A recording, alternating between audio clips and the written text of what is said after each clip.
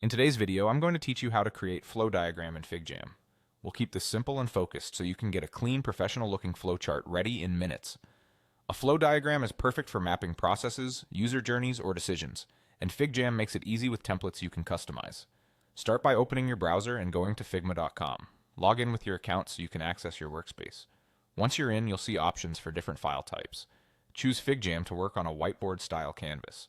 You can open a blank FigJam file if you want a fresh start, or pick a recent file if you've already started something and want to continue.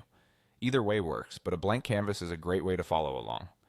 With your FigJam file open, head to the Templates. You'll usually find a Templates button near the top of the screen. Click it to open the gallery. In the search bar, type flowchart or flow diagram to quickly filter down. Templates are grouped by use case, so look for one that matches the structure you need: linear flows, decision trees, or multi-step processes. This saves time and gives you a solid visual foundation. Once you find a template you like, select it and click. Add template. FigJam will drop it onto your canvas, sized and laid out for immediate editing. Take a moment to zoom in so the shapes and labels are easy to read. You can move the whole template if you want more space around it. Now edit it to fit your content. Click on any shape to change the text and replace the placeholder labels with your real steps. Keep actions in rectangles, decisions in diamonds, and start or end points in rounded shapes so the flow reads clearly. To add more steps, duplicate an existing shape and keep the spacing consistent.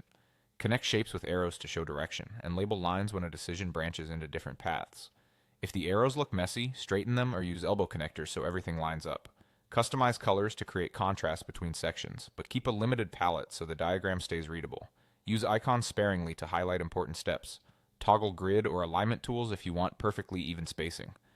As you edit, zoom out occasionally to make sure the flow tells a clear story from start to finish. When you're happy with the layout and labels, you're done.